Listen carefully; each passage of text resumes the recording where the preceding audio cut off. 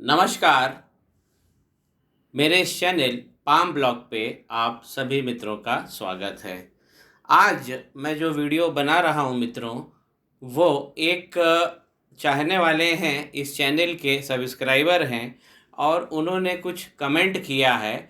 उस कमेंट का मैंने एक पिक्चर लेकर, जो आप स्क्रीन पर देख रहे हैं, जो इन्होंने एक उत्कंठा व्यक्त करी है ज्योतिष सीखने के लिए, और इनकी हथेली पर मिस्टिक क्रॉस बना हुआ है, जो इनको डेफिनेटली जो हमारा बाह्य जीवन है, जो भगवान का एग्जिस्टेंस है, जहाँ भगवान ने हमें बनाया है, उससे हमारे अंतर मन को जोड़ता है और हमारे आत्मा को, हमारे अस्तित्व को एकीकृत करने की शक्ति रखता है मिस्टिक क्रॉस।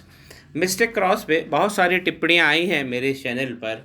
और मित्रों, मैं बता दूं कि मिस्टिक क्रॉस वाकई भगवान से आप जुड़े होते हो, लेकिन इसका जो सबसे ज़्यादा इफ़ेक्ट मिलता है वो 42वें साल में आरंभ में उसके मिलने लगता है। 42 साल के आरंभ में ये चीज़ों की प्राप्ति आपको होने लगती है। मिस्टिक क्रॉस होने से ये मतलब नहीं है कि आप बहुत धनवान बन जाएंगे, लेकिन आप में जादुई शक्तियाँ होंगी, आप किसी का बुरा नहीं करेंगे और आपको ज्योतिष जैसी ऑकल्ट साइंस, रहस्यमय विद्या सीखने की ओर ये क्रॉस प्रेरित करता है और आप अध्यात्म से, ज्योतिष से, धर्म से जुड़ जाते हैं। कोई व्यक्ति ये सोचे कि वो धार्मिक तो है लेकिन वो ज्योतिष में विश्वास नहीं करता है, तो मित्रों एक बार पुनः उसको ये सोच लेना चाहिए, क्योंकि ज्योतिष, धर्म और हमारा जीवन ये एक त्रिभुज के रूप में काम करता है। कोई भी चीज़ पृथक नहीं होती है। अपने इस वीडियो में मैं कुछ टिप्पणियां करना चाहूँगा जो लोग ये विद्या को सीखना चाहते हैं। सबसे पहले मित्रों, इस विद्या को सीखने के लिए मन की शक्ति बहुत तगड़ी होना चाहिए और आपका जो मन है वो नियमित अध्ययन का आदी होना चाहिए। कार्यकाल अध्ययन का लंबा भी हो सकता है, क्योंकि इस विद्या को सीखने में 10 साल, 20 साल से भी ज़्यादा समय लोगों को लग जाता है और वो नाम मात्र का ही सीख पाते हैं। मैंने करीब अपनी उम्र 12 वर्ष से ये विद्या को पढ़ना चालू किया था और मेरे घर में माफ़ कीजिए, मेरे घर में जो मेरे माता पिता थे वो इस विद्या में पारंगत थे और संस्कृत में भी पारंगत थे। धर्मशास्त्रों पे हमेशा चर्चाएं, खुली चर्चाएं हमारे घर हुआ करती थी और मैं उसी दौरान अपने घर में ये सब विद्या अनायास ही सीखता गया। जैसे घर में कोई नियमित हनुमान चालीसा का पाठ करता है तो आप लोगों को भी सुनते सुनते कुछ चौपाइयाँ, उसके कुछ दोहे याद हो सकते हैं, और वही मेरे साथ में हुआ। अनायास हुआ, नैसर्गिक हुआ और मैंने ये विद्या सीखी। जितना भी सीखा आप लोगों के सामने प्रस्तुत है इस चैनल के माध्यम से मैं जो कर रहा हूँ। मैं ये नहीं कहूँगा कि मैं पूरा सीख गया, लेकिन चीज़ों को सीखना और उसका समन्वय स्थापित करते समय चीज़ें अलग अलग आपको सीखनी पड़ती हैं और उन चीज़ों का समावेश कर कर, उसकी मिक्सिंग कर कर हमें एक सार निकालना पड़ता है, एक मूल्यांकन करना पड़ता है। यह मूल्यांकन और सार निकालने की जो कला है, ये अलग अलग ज्योतिषों की अलग अलग हो सकती है, लेकिन रहेगी वो आसपास ही। कुछ सामान्य कारक उसमें जरूर होंगे।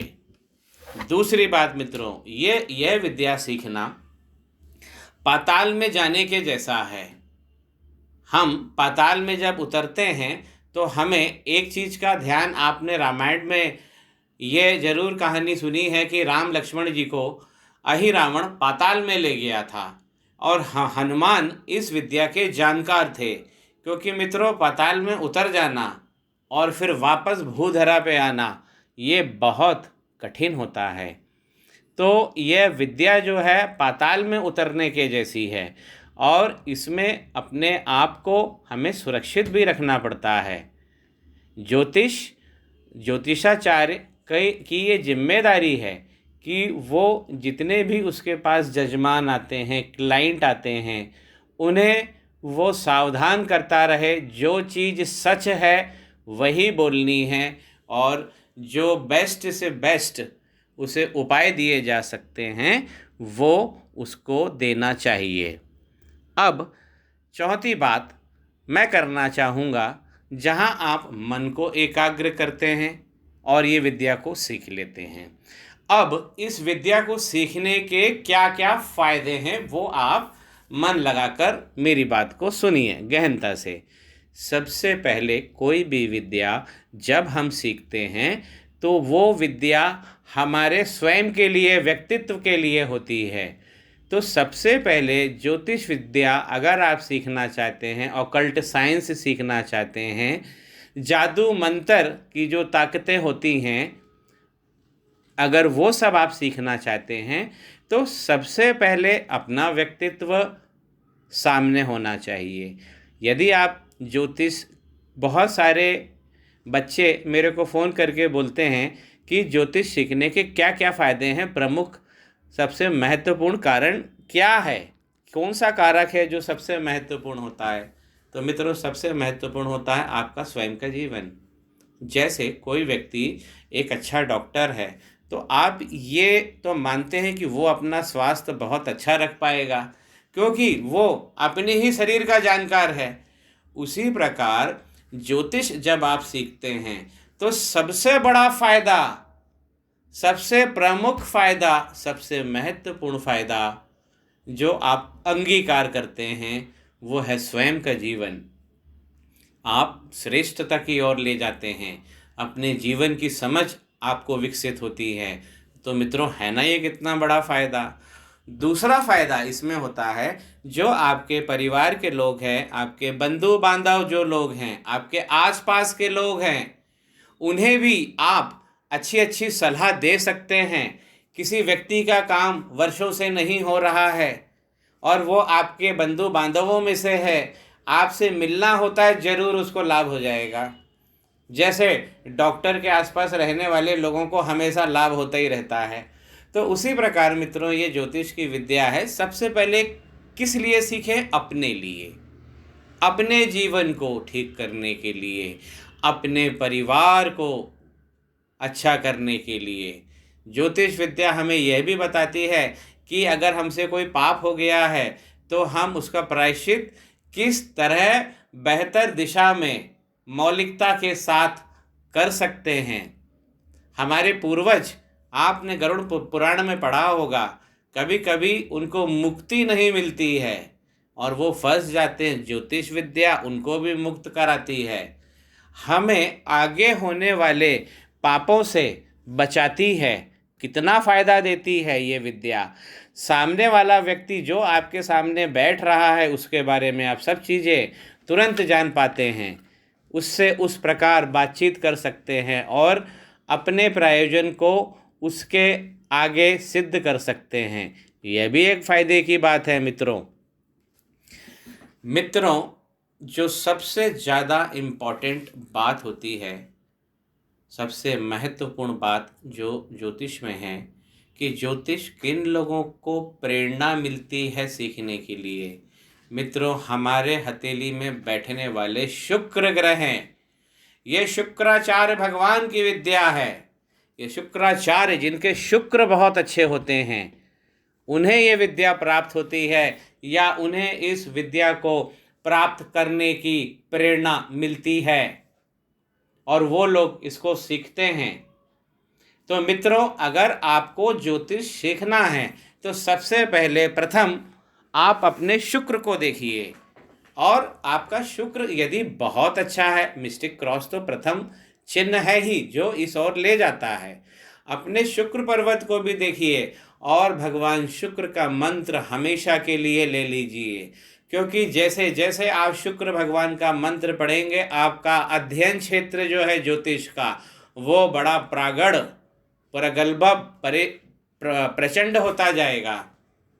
और आप कम पढ़ेंगे, आपको ज़्यादा विद्या मिलेगी। शुक्र भगवान से मांगिए, गणेश भगवान का मंत्र पढ़िए, शुक्र भगवान का मंत्र पढ़िए और उनसे मांगिए नई नई विद्याएं, ज्योतिष में नए नए पैतरे सीखिए।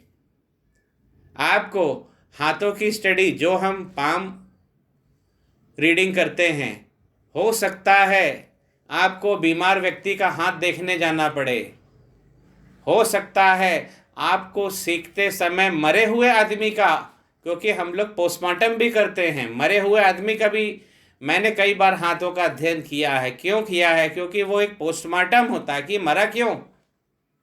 तो ये शुक्र भगवान इसके बड़े कारक होते हैं मित्रों। तो हमेशा आप ज्योतिष सीखना चाहते हैं, अपने शुक्र भगवान को अपनी हथेली में जो अंगूठे के नीचे पर्वत है उसे देखिए, उनका मंत्र पढ़िए और शुक्र भगवान को समर्पित करिए अपने आप को।